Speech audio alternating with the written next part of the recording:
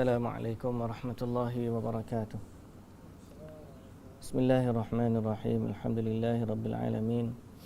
Assalatu wassalamu ala asyrafil anbiya'i wal mursalin Nabiyyina Muhammadin wa ala alihi wa sahbihi ajma'in. Rabbi syrah li sadri wa yassir li amri wa hlul 'uqdatan min lisani yafqahu qawli, amma ba'du. Puji dan syukur bagi Allah Subhanahu wa taala, Tuhan sekalian alam. Selawat serta salam atas Nabi kita Muhammad sallallahu alaihi wasallam, juga atas ahli keluarga baginda, para sahabatnya dan para pengikutnya sehinggalah ke hari kiamat. Alhamdulillah. Muslimin dan muslimat yang dirahmati Allah, alhamdulillah. Pada hari ini kita bertemu dan hari ini kita menyambung kembali bacaan kita dalam kitab 40 hadis berkaitan Al-Quran. Hadis 40 berkaitan Al-Quran. Mudah-mudahan dia menjadi satu motivasi kepada kita untuk lebih mendekatkan diri dengan Al-Quran. Sebab kita kadang-kadang jauh daripada kitabullah, sehingga kita perlu kepada motivasi macam mana kita nak dekat dengan Al-Quran. Baik, kita terus kepada hadis yang kedua.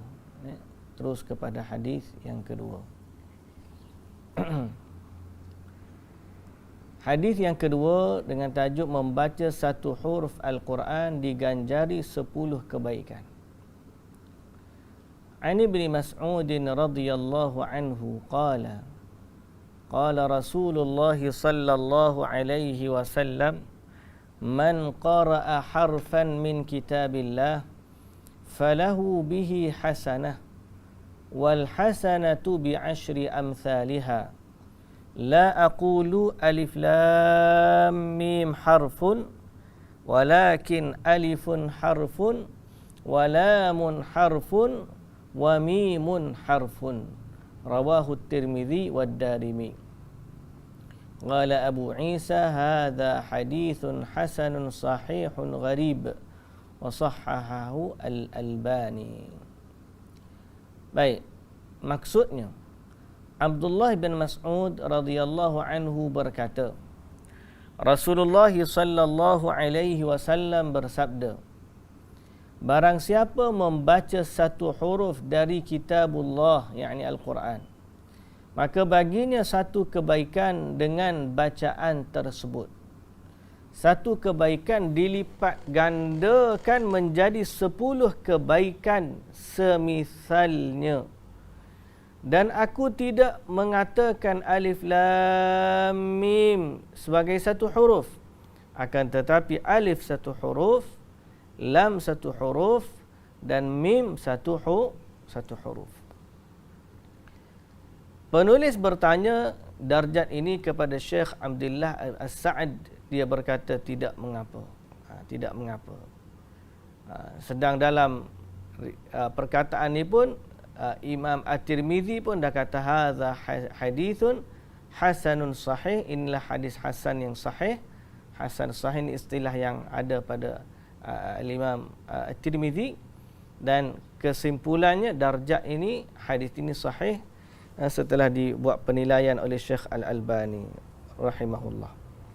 Baik, jadi hadis ni sebenarnya famous, hadis ni masyhur, bahawa pahala baca Quran ni dia dikira per huruf. Dia dikira per huruf. Maknanya setiap huruf kita baca digandakan 10 kali ganda. Dan ini nak menjelaskan lagi kiraan huruf tu, Nabi SAW kata, aku tak kata alif lam mim tu satu huruf. Tapi bila baca alif lam mim, maka di situ ada 3 huruf. Alif satu huruf, lam satu huruf, mim satu huruf. Menunjukkan bahawa kalau alif lam mim dah dapat 30. Bayangkan kalau baca lebih daripada tu. Bayangkan baca lebih daripada tu. Baik. Apa pelajaran daripada hadis ni? Pelajaran yang pertama, pastinya hadis ini adalah galakkan untuk memperbanyakkan bacaan Al-Quran. Bila sebut pahala dia banyak, maknanya ini galakkan supaya orang baca. Dan bila gandaannya besar, sehingga orang mendahulukan dia daripada perkara-perkara lain. Okay? Tak ada lagi zikir, pahala dia per huruf. Ini menunjukkan keutamaan membaca Al-Quran daripada zikir-zikir. Ada orang, dia siapa nak zikir sejuta. Tapi bila kita perhatikan bacaan Al-Quran dia, inna lillahi wa inna ilaihi raji'un. Okey? Pasal apa? Sebab boleh jadi dia mendahulukan zikir daripada Al-Quran. Sedang Al-Quran termasuk zikir. Al-Quran adalah zikir. Dan dia antara zikir yang terbaik. Sebab tu kita kata, kalau ada orang ajak kita baca Quran, maka datangilah. Tapi kalau ada orang yang ajak kita zikir dalam masa yang sama, dia tak baca Quran, maka ketahuilah bahawa majlis Al-Quran itu lebih mulia. Sebab apa? Sebab ni lah. Tak ada lagi zikir. Kalau zikir subhanallah, walhamdulillah, wala ilaha illallah, Allahu akbar. Betul Nabi kata, subhanallah walhamdulillah tamla'ani ma bainas sama'i wal ard, memenuhi antara langit dan bumi. Betul? Tapi tak ada lagi amalan yang pahala dia kira dengan bilangan huruf. Besarnya fadilat membaca Quran. Sebab tu ahli-ahli Quran di luar sana kena banyakkan kempen, ajak masyarakat baca Quran. Sebagaimana orang duk kempen zikir banyak tu, zikir banyak ni, juta sampai 1 juta zikir. Tapi bila kita dengar dia baca Quran, bunyilah Quran, tapi bukan menunjukkan bahawa dia ahli dalam membaca Al-Quran. Jadi sebab tu kita katakan, bacalah Al-Quran. Dan kadang boleh jadi sebahagian daripada tanda juga kita nak cek orang ni ilmuwan ke tidak, dengar dia baca Quran. Bukan kita nak tahu dia baca sedap ke tak sedap. Suara tu anugerah Allah. Tapi kita boleh tengok orang tu, cara baca tu menunjukkan dia senantiasa baca Quran. Dengan orang yang jarang-jarang baca Quran. Yang kedua, walaupun suara tak sedap, kita boleh tengok dari sudut makhraj dan tajwidnya. Orang kita banyak mengukur suara. Oh, sedap dia baca. Tapi sebenarnya makhraj dia lintang buka, tajwid dia pun tak ikut. Jadi soalnya kita nak tengok, kita nak galakkan orang baca Quran. Orang nak galakkan orang baca Quran. Sahabat-sahabat dulu sibuk dia dengan baca Quran. Sebagaimana kita hari ni sibuk dengan telefon. Ni benda ni lah yang banyak ambil masa kita lah ni. Tak usah kata orang lain lah, ustaz pun sama jugalah. Hak tengah cakap ni pun sama jugalah. Semoga Allah Azza wa Jalla mengampunkan kekurangan kita dan mentaufikkan kita untuk membaca Al-Quran. Okay? Muslimin dan muslimat yang dirahmati Allah Subhanahu wa taala. Yang kedua, Syekh Utsaimin rahimahullah mengatakan, adapun Al-Quran pada umumnya jika dibaca mempunyai banyak fadilat dan keutamaan. Maka kita berkewajipan untuk senantiasa membaca Al-Quran di pagi dan malam hari. Kerana jika seorang membaca satu huruf dari Al-Quran, dia akan dibalas 10 kebaikan. Atau dibalas lebih banyak lagi. Sebagaimana firman Allah Subhanahu wa taala. Di dalam surah Al-An'am ayat 160, Allah Taala berfirman, man jaa bil hasanati falahu 'asyru amsalihha wa man jaa bis sayyi'ati fala yujza illa mithlaha. Maksudnya barang siapa membawa amalan yang baik, maka baginya pahala 10 kali ganda amalannya, dan Allah melipat gandakan sebuah kebaikan amalan dari hambanya sesuai dengan kehendaknya. Wallahu yudha'ifu liman yasha'. Baik, Allah Subhanahu wa taala menggandakan pahala dari hamba-Nya siapa yang Dia kehendaki. Muslimin dan muslimat yang dirahmati Allah Subhanahu wa taala sekalian. Sebagai contoh kalimah qul, yakni qul ada 2 huruf. Satu huruf qaf, satu huruf lam, ya. Sebagai contoh. Maknanya kalau orang tu baca qul, dia dah dapat 20 pahala dah. Kalau dia baca qul huwallahu ahad, lagilah. Lagi banyak. Mana? Tabung. Atang tak ada?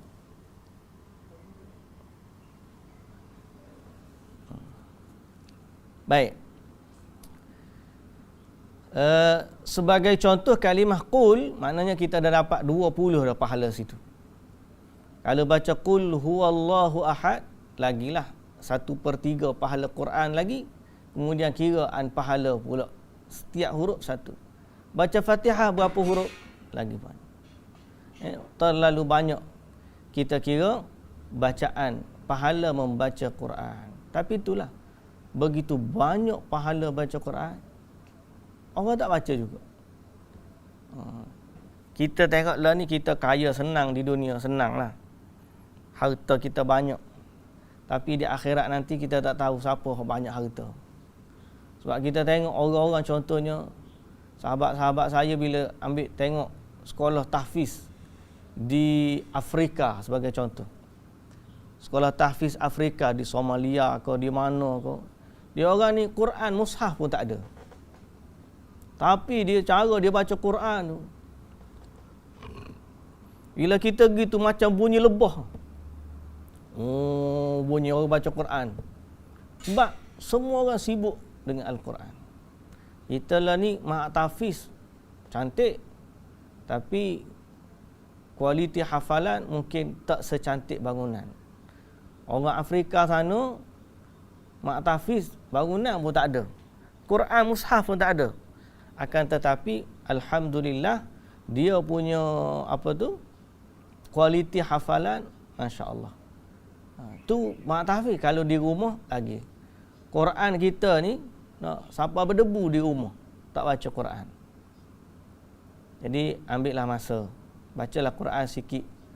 Paling-paling kalau kita bukan ahli hafaz Quran, satu muka satu hari, alhamdulillah dah. Kalau orang hafal Quran, lagi banyaklah dia kena baca. Lagipun tanggungjawab dia pun lebih besar. Baik, kita pergi kepada hadis yang ketiga. Hadis yang ketiga, syafaat Al-Quran pada hari kiamat bagi seseorang yang senantiasa membacanya. Syafaat Al-Quran pada hari kiamat bagi seseorang yang senantiasa membacanya. An Abi Umamah Al-Bahili radhiyallahu anhu. An Abi Umamah Al-Bahili radhiyallahu anhu qala sami'tu Rasulullah sallallahu alaihi wasallam yaqul Iqra'ul Qur'ana fa innahu ya'ti yawmal qiyamati syafi'an li ashabih.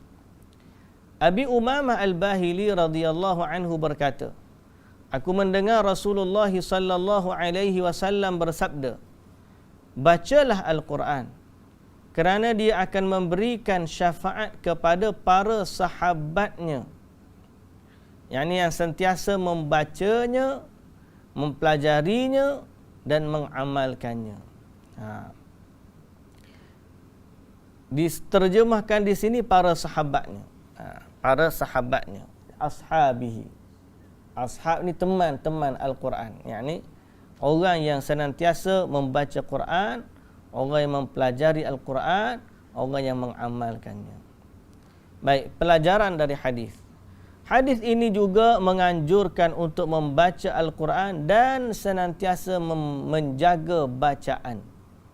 Ini istiqamah dalam membaca. Nak istiqamah ni memang kena mujahadah. Kita lah ni, saya ingat ada seorang sahabat dulu waktu di tahfiz. Dia kata kita ni jangan tunggu masa lapang baru nak baca Quran. Sebaliknya kita kena lapangkan masa untuk Al-Quran. Ataupun dalam masa yang sama kita kena curi masa untuk Al-Quran. Ejahlah macam mana pun. Apabila ni masa kosong pun tak baca Quran. Masa lapang pun tak baca Quran. Allahul Musta'an. Semoga Allah Ta'ala mengampunkan dosa-dosa kita.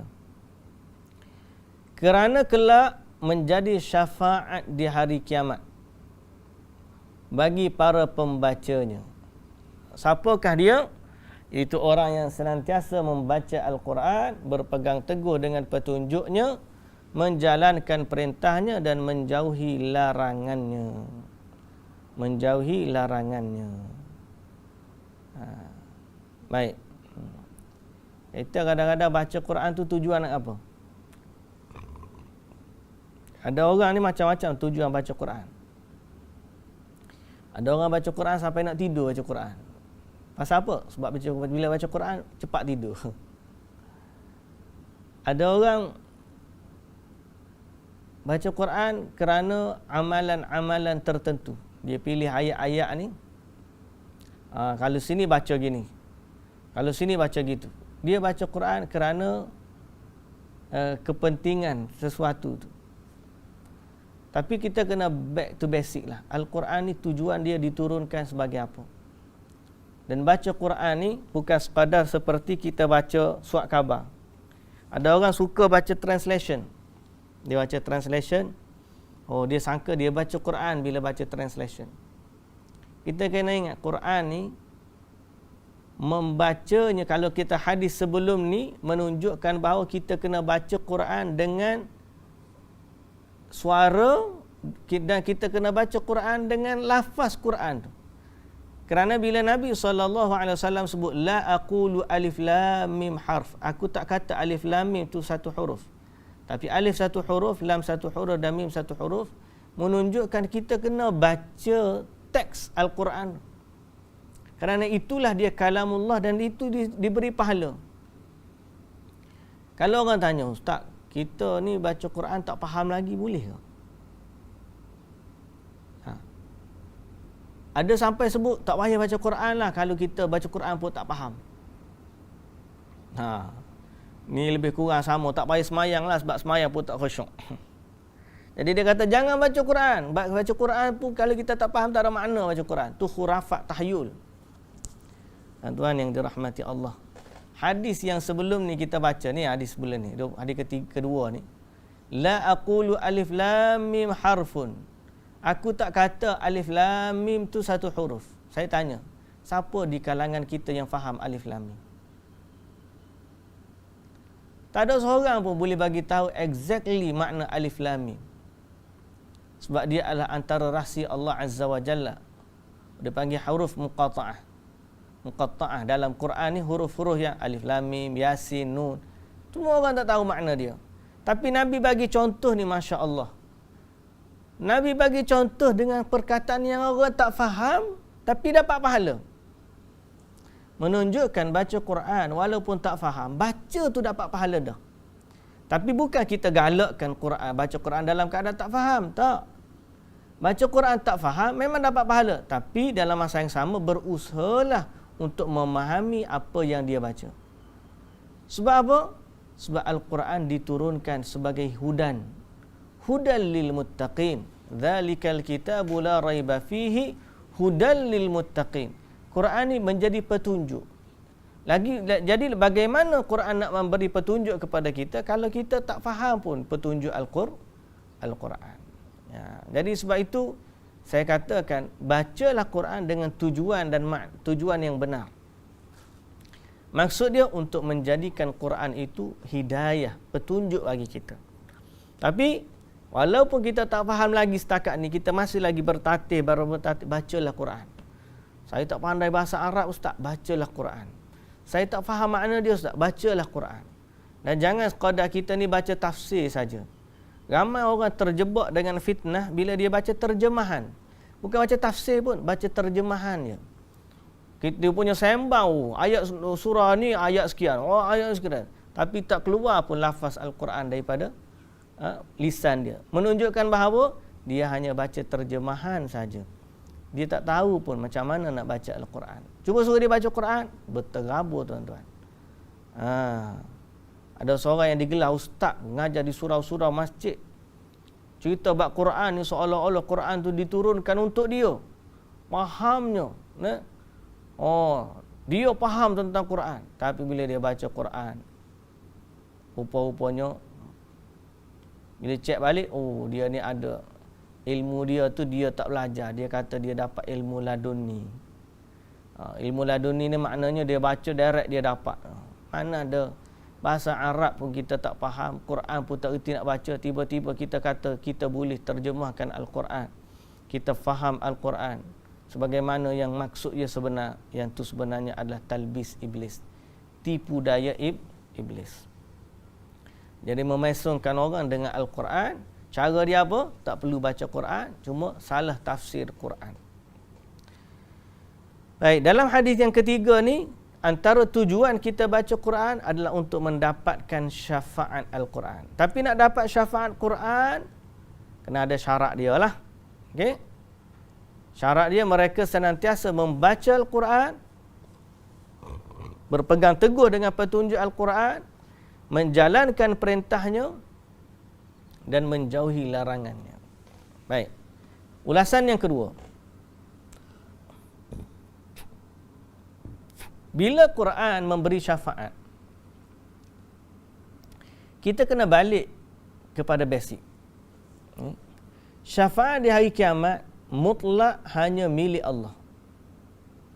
Tidak ada yang boleh memberi syafaat kecuali dengan izin Allah. Man dzalladzi yashfa'u 'indahu illa biiznih. Tidak ada orang yang boleh memberi syafaat di sisi Allah melainkan dengan izin Allah. Habis itu macam mana Quran? Sedang Allah Ta'ala kata dalam surah Az-Zumar ayat 44, Qul lillahi syafa'atu jami'a. Katakanlah bahawa milik Allah lah semua syafaat, atau syafaat semuanya. Tidak diberikan syafaat kecuali kepada hamba-hambanya yang muwahhid, yakni yang tidak menyengutukannya dengan makhluknya. Maka jika seseorang syirik kepada Allah, kelak dia tidak akan mendapatkan syafaat meskipun dia orang yang paling hafal Quran. Jadi ini berbalik kepada satu isu lain. Macam mana kalau orientalis dia ni hafal Quran? Orientalis ni makna mengaji tentang tamadun timur lah, termasuklah dalam pengajian orientalis tu adanya tentang Islam. Maka ada pengkaji-pengkaji Islam yang tidak beriman, mereka ni hafal Quran. So, apakah hadis ni Quran akan memberi syafaat kepada tuannya, yang kepada temannya, termasuk golongan orientalis tadi? Jawapannya tidak. Sebab apa?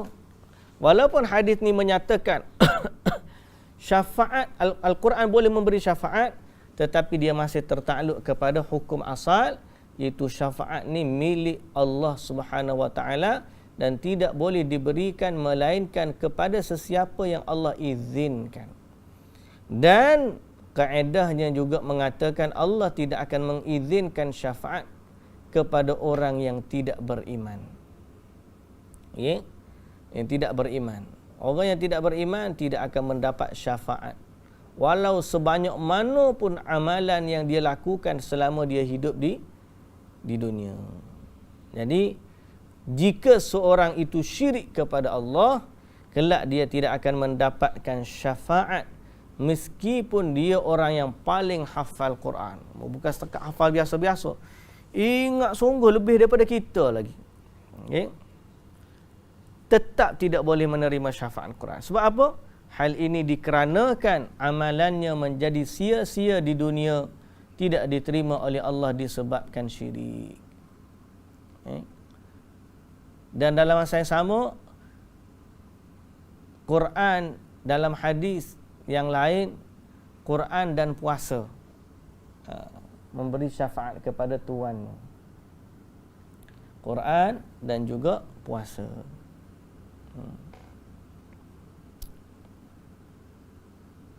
Jadi dua-dua ni minta dengan Allah, ya Allah, fulan ni dia, aku menghalang, Quran kata aku menghalang dia daripada tidur, maka izinkanlah aku untuk memberi syafaat kepadanya. Puasa kata aku menghalangnya daripada makan dan minum, izinkanlah aku memberi syafaat kepadanya. Lalu Allah Ta'ala mengizinkan dua ni memberi syafaat. Ramailah boleh memberi syafaat di hari akhirat, tapi semuanya tidak akan dapat memberi syafaat melainkan dengan izin Allah. Ada orang pula, tuan-tuan, dia ambil jalan pintas, shortcut. Dia macam mana? Dia hantar anak dia baca Quran, tapi dia tak baca Quran. Pasal apa? Dia kata nanti anak aku besar besok, dia jadi hafiz Quran, dia boleh bagi syafaat kepada berapa orang? 70 orang ahli keluarga dia. 10 orang. Pertama yang 10 orang tu tidak ada sandaran yang sahih jumlah bilangan dia. Melainkan hadis yang berkait dengan ibu bapa ada. Siapa yang baca Quran diberikan pakaian kepada kedua ibu bapanya, mahkota yang lebih bersinar daripada sinaran matahari. Tapi dalam masa yang sama, saya juga nak katakan bahawa kalau kita hantar anak hafal Quran kerana nak syafaat, belum tentu anak kita ni 100% seperti mana yang kita harapkan. Jadi, apa jalan yang terbaik? Jangan mengharapkan syafaat dari anak yang hafal Quran. Sebaliknya, berharaplah syafaat dari Al-Quran itu sendiri. Cara dia, tak payah susah-susah, kata. Selain, bukan tak payah susah-susah, selain daripada hantar anak menghafal Quran, untuk mendapatkan syafaat ataupun pertolongan daripadanya di hari akhirat kelak, maka kita sendiri bacalah Quran. Mengharap kepada syafaat Al-Quran secara langsung, secara direct. Ni kadang-kadang kita hantar orang, tak apalah aku nak. Banyak orang dia dapat macam tu, dia passive income lah kalau kita kat. Dia buka tahfiz, dia begini-gini. Betul lah, semua tu insya-Allah dapat kebaikan. Tapi yang paling beruntung dalam ramai-ramai itu ialah orang yang membaca Quran sendiri, kerana mereka mendapat syafaat secara langsung dari Al-Quran. Okey, secara langsung dari Al-Quran. Tapi dengan satu syarat, dia tidak boleh berbuat syirik. Okey. Sebab tu ahli-ahli Al-Quran kena beringat, walaupun kita hafal Quran, seandainya terlibat dengan benda-benda syirik, maka ia boleh membatalkan pahala, dan di saat itu Al-Quran tidak lagi boleh memberikan syafaat kepadanya. Sebab apa? Sebab dia telah melakukan kesyirikan kepada Allah. Tu ahli Quran minta tolonglah sangat-sangat belajarlah tauhid. Tolong sangat-sangat belajarlah tentang menjaga akidah. Sebab ramai orang hafal Quran, dia tak faham Quran, akhirnya terjebak dengan amalan-amalan yang melibatkan persoalan akidah. Seperti meminta dengan selain dari Allah, berdoa kepada selain daripada Allah, ataupun macam-macamlah benda-benda yang boleh menjerumuskan seseorang itu kepada kesyirikan. Jadi hati-hati. Ahli Quran, jangan sia-siakan Al-Quran kita dengan terlibat dengan perkara-perkara syirik. Kena belajar dan kena hati-hati. Baik, muslimin dan muslimat yang dirahmati Allah Subhanahu wa taala sekalian. Hadis yang keempat. Laju ni baca lagu ni. Satu hari 3-4 hadis, cepatlah habis. 10 pertemuan dah habis dah. Kalau 40. Kan? InsyaAllah. Panjang umur boleh sambung. Hadis yang keempat, perumpamaan seorang mukmin dan munafik yang membaca Quran. An Abi Musa al-Ash'ari radhiyallahu anhu qala Rasulullah sallallahu alaihi wasallam mathalul mu'minil ladzi yaqra'ul Qur'ana mathalul utrujjah rihuha tayyibun wa ta'muha tayyibun wa mathalul mu'minil ladzi la yaqra'ul Qur'ana mathalut tamrah la riha laha wa ta'muha hulwun wa mathalul munafiqil ladzi yaqra'ul Qur'ana mathalur raihanah rihuha tayyibun wa ta'muha mur wa mathalul munafiqil ladzi la yaqra'ul Qur'ana kamathalil hanzalah laisa laha rihun wa ta'muha mur. Muttafaqun alaih. Saya berhenti 5 minit semua. Ada hajat sekejap. Okay, saya minta break 5 minit. Kebetulan hari ni tak berapa itu. Okey, insya-Allah.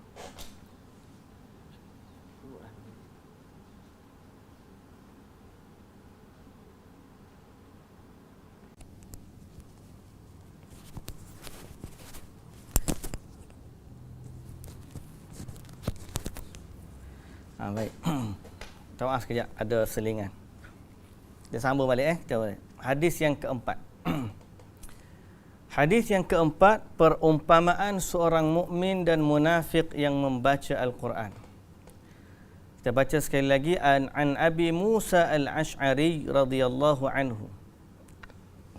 Qala Rasulullah sallallahu alaihi wasallam mathalul mu'minil ladzi yaqra'ul Qur'ana mathalul utrujjah rihuha tayyibun wa ta'muha tayyibun wa mathalul mu'minil ladzi la yaqra'ul Qur'ana mathalut tamrah la riha laha wa ta'muha hulwun wa mathalul munafiqil ladzi yaqra'ul Qur'ana mathalur raihanah rihuha tayyibun wa ta'muha mur wa mathalul munafiqil ladzi la yaqra'ul Qur'ana kamathalil hanzalah laisa laha rihun wa ta'muha mur.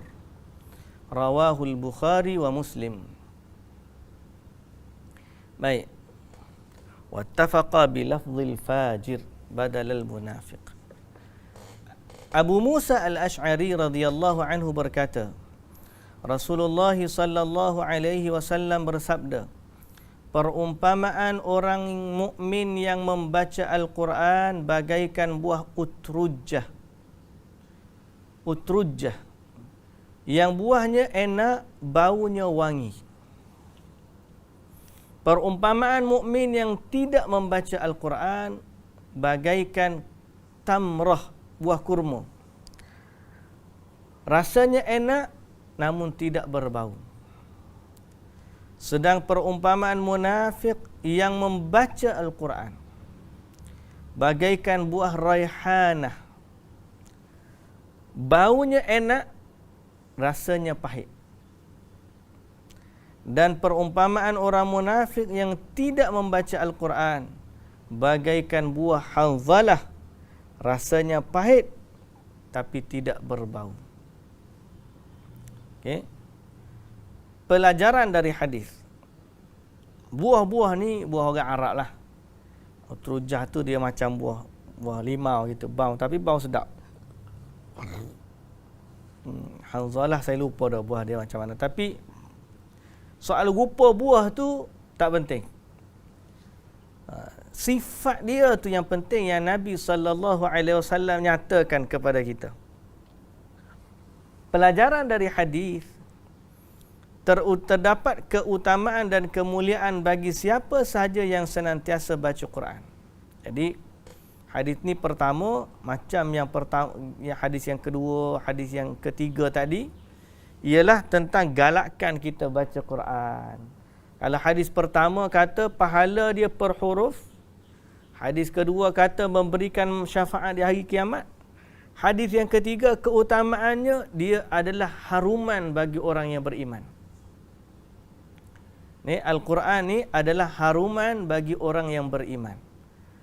Jadi dia ada dalam hadis ni keutamaan untuk kita baca Quran. Ni. Dan dia merupakan haruman bagi orang yang beriman. Makin kita baca, makinlah kita ni harum.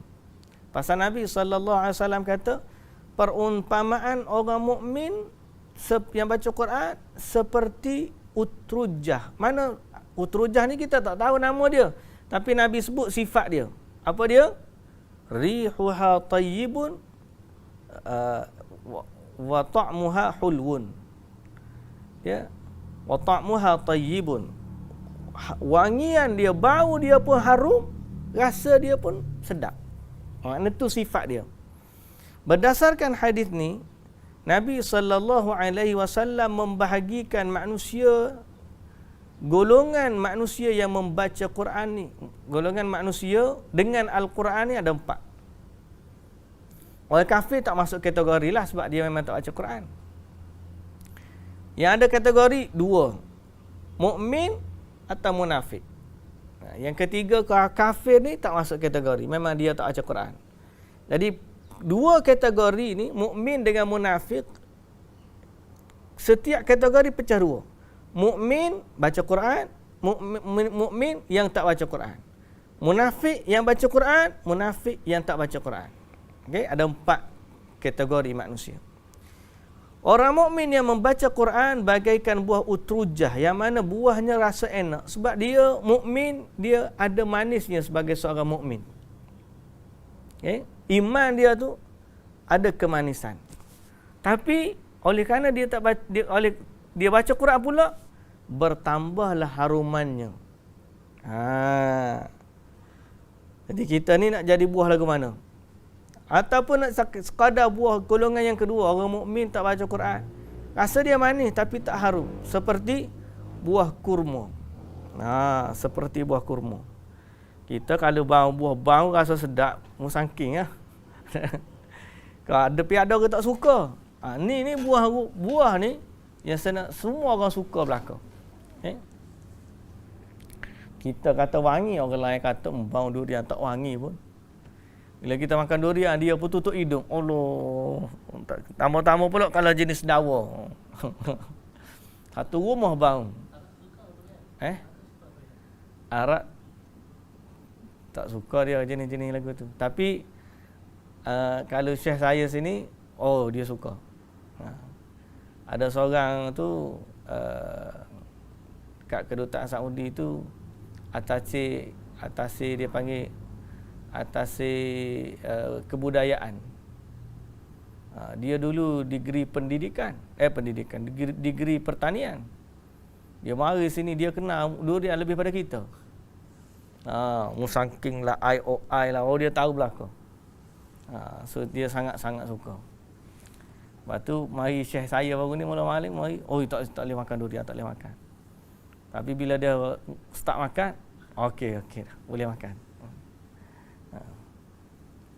Lepas tu kita orang ni, kita buat ada rombongan ziarah kepada kedutaan. Kita bawa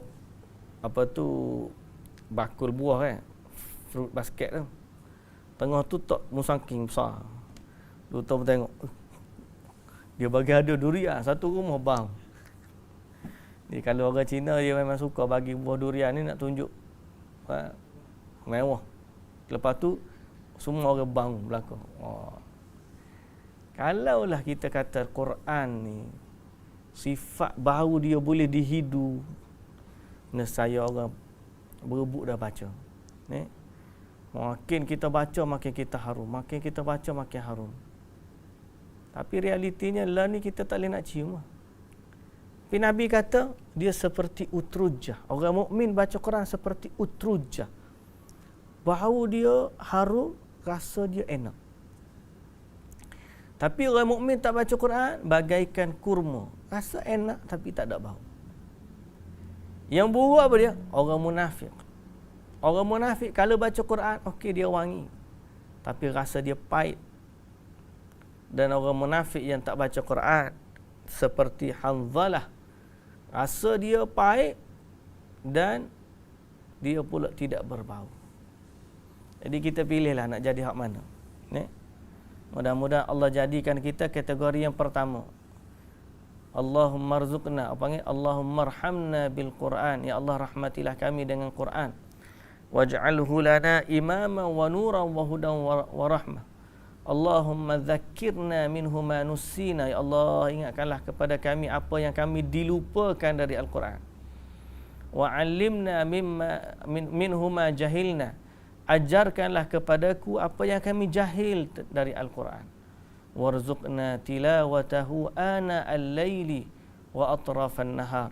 Rezekikanlah kepada kami nak baca Quran siang dan juga malam. Okey, siang dan juga malam. Tapi realitinya hanya orang-orang yang betul-betul kuat boleh istiqamah baca Quran. Istiqamah Quran ni kena mujahadah, tuan-tuan, betul kena mujahadah, kena lawan. Sebab kita baca ngantuk marilah, letih marilah, apa marilah. Tapi sebenarnya nak baca Quran kena mujahadah. Macam mana sifat mujahadah? Ada orang dia letih baca Quran, duduk bangun berdiri. Dia tak nak bagi mengantuk, dia bangun. Ada orang yang mengantuk lagi berdiri, dia keluar berjalan, sambil-sambil tu berjalan baca. Pasal apa? Dia nak lawan diri dia supaya dia boleh baca Quran. Sebab memang nak baca Quran ni kena mujahadah. Ada sampai satu tahap kita jadi macam Quran ni tak patut kita boring, tapi kita ni dicampakkan, kita diganggu sehingga kita rasa asyik baca Quran je. Di saat itu kita rehat sekejap, tapi telinga kita pasanglah ngaji-ngaji Quran. Senantiasa dengar Quran supaya kita dengan Quran tu tak putus. Tapi memang akan ada ujian. Orang tu hafiz Quran pun memang akan ada ujian. Kita kena mujahadah nak baca Quran. Cakap tu memang mudahlah. Tapi nak buat tu Allahu Akbar. Memang kita kena mujahadah. Jadi pada adik-adik yang hafal Quran, ambillah masa waktu kita ni memang tak ada kerja lain. Duduk baca je Quran, ambillah kesempatan baca telah Quran.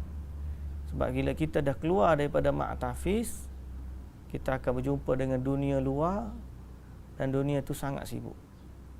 Sangat sibuk dengan dunia luar. Sibuk kadang-kadang dengan kerja. Bila kita dah kahwin, sibuk dengan keluarga. Kita perlu berdepan dengan masyarakat, sibuk dengan masyarakat. Tapi dalam masa yang sama kena sentiasa jagalah Al-Quran. Ambil masa untuk Al-Quran.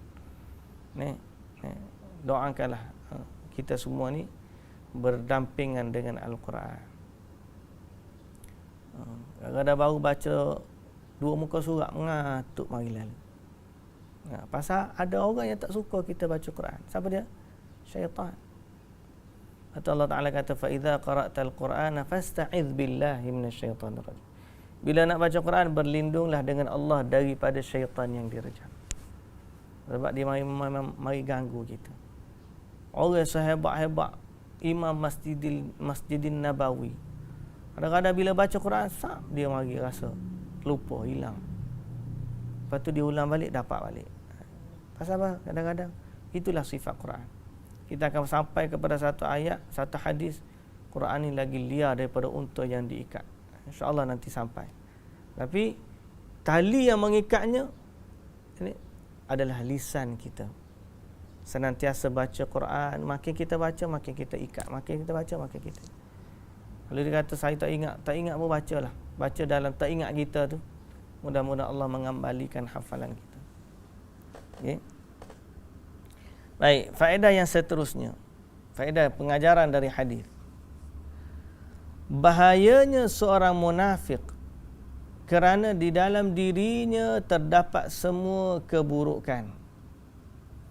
Allah Subhanahu wa taala kata, istaghfir lahum aw la tastaghfir lahum in tastaghfir lahum 70 marratan falan yaghfirallahu lakum falan yaghfirallahu lahum. Istighfarlah kepada mereka, ataupun kamu tak istighfar kepada mereka, dan seandainya kamu pohon ampun bagi mereka 70 kali, nescaya Allah tidak akan memberikan ampun kepada mereka. Ini golongan munafik. Jadi minta juga Allah jauhkan kita daripada kemunafikan. Sebab selama ada nifaq, marilah amalan yang banyak sekalipun, dia tidak akan dihitung oleh Allah Subhanahu wa taala. Kerana orang munafik ada masalah dari sudut hatinya, dan mereka sebenarnya di hari akhirat kelak digolongkan bersama dengan orang-orang yang kafir. Malah azab mereka lebih berat daripada golongan yang kafir. Jadi hati-hati. Saya dah sebut tadi ahli Quran, pertama jangan ada sifat syirik. Jangan terlibat dengan kesyirikan. Apa dia kesyirikan tu? Dalam mudah maknanya mempersekutukan Allah. Detailnya macam mana? Detailnya macam-macam cara. Seorang tu boleh mensyirikkan Allah Subhanahu wa taala. Jadi jauhilah sifat kemunafikan. Muslimin dan muslimat yang dirahmati Allah Subhanahu wa taala sekalian, 3 hadis ni hari ni yang kita baca ialah hadis yang memberi galakan untuk baca Quran. Persoalan yang terakhir kita pada pagi ni. Saya kata tadi mujahadah kan. Kena mujahadah, lawan baca Quran. Dia kata, ustaz, saya bukan tak nak lawan, tapi memang saya tak boleh baca Quran. Tak boleh macam mana? Tak boleh tu Allah. Bila baca tergagak-gagak. Siapa nak baca Quran pun malu. Tama-tama kalau panggil ramai-ramai ni kan, okey pakat baca belakang. Ramai-ramai baca tak apa. Bila ustaz suruh baca seorang-seorang, dia kepala dia pun masuk dalam tunduk, dia takut ustaz suruh dia baca. Pasal apa? Sebab dia kata dia baca tergagak-gagak. Ketahuilah dalam hadis, Nabi ada sebut situasi gagap dalam baca Quran. Apa hadis dia? Hadis ni yang terakhir kita dengan hadis pagi ni. An Aisyah radhiyallahu anha qalat, qala Rasulullah sallallahu alaihi wasallam, al-mahiru bil Qur'ani ma'as safaratil kiramil bararah والذي يقرأ القرآن ويتتعتع فيه وهو عليه شاق له أجران. Dari Ummul Mukminin Aisyah radhiyallahu anha meriwayatkan bahawa Rasulullah sallallahu alaihi wasallam bersabda, seorang yang lancar membaca Al-Quran akan bersama para malaikat yang mulia dan senantiasa selalu taat kepada Allah. Orang yang baca Quran lancar, mahir, lancar, kedudukan mereka bersama para malaikat yang mulia dan selalu taat kepada Allah. Wallazi yaqra'ul Quran, dan orang yang membaca Al-Quran, wa yatata'u fihi, dan tergagap-gagap dalam bacaannya. Baca sekak. Acik salah betul balik. Salah sini betul balik. Dia tak lancar seperti mana orang lain, tapi dia usaha. Saya ada zaman sekolah saya dulu, Allahu Akbar. Dia ni kalau nak hafal satu muka surat, orang lain habis baca dengan ustaz, dia tak habis lagi hafal. Susahnya dia hafal. Baca juga. Tapi saya ingat dia lah pahala paling banyak. Sebab apa?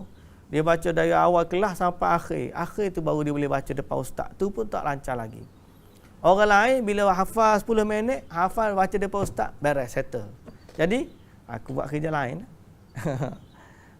Jadi, rugi. Dia ni hak tergagak-gagak ni, baca Quran, bagi banyak pahala dia. Jadi sebab tu, Nabi SAW kata, siapa yang baca Quran dan tergagak-gagak di dalamnya dan sulit atasnya bacaan tersebut, maka baginya 2 pahala. Dia dapat pahala baca Quran dan dia dapat pahala pula berusaha untuk baca Quran. Pelajaran dari hadis. Barang siapa yang pandai membaca Al-Quran, mempunyai hafalan yang kuat, mengamalkan isi dari Al-Quran, kelak dia akan mendapatkan kemuliaan di hari kiamat bagaikan seorang malaikat yang mulia. Maka dia bersama dengan para malaikat yang mulia. Yang kedua, barang siapa yang terbata-bata, disebut sini, tergagak-gagak dalam membaca Al-Quran dan mengalami kesusahan dalam membacanya, maka baginya 2 pahala. Itu hadis. Pahala yang pertama ialah pahala baca Quran. Pahala yang kedua adalah pahala dalam bersungguh-sungguh mempelajari Al-Quran. Inilah bentuk kasih sayang dan rahmat Allah kepada para hamba-Nya. Okay? Jadi kembali kepada asal tadi, hadis kita masih lagi membicarakan tentang galakkan membaca Al-Quran. Ditambah lagi di sini, walaupun tergagap-gagap ataupun tersekat-sekat dalam membacanya. Kena senantiasa baca. Gagap pun tak apalah. Boleh 2 pahala. Untung lagi dia. Orang tak gagap ni dia baca sekali lalu je habis. Dia usaha lagi. Selama dia usaha tu kita tak tahu banyak mana pahala yang dia dapat. Sebab dia usaha ulang.